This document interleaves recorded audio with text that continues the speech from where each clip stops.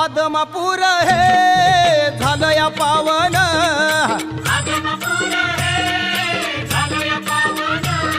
या बाळू मामान केलं या पावन,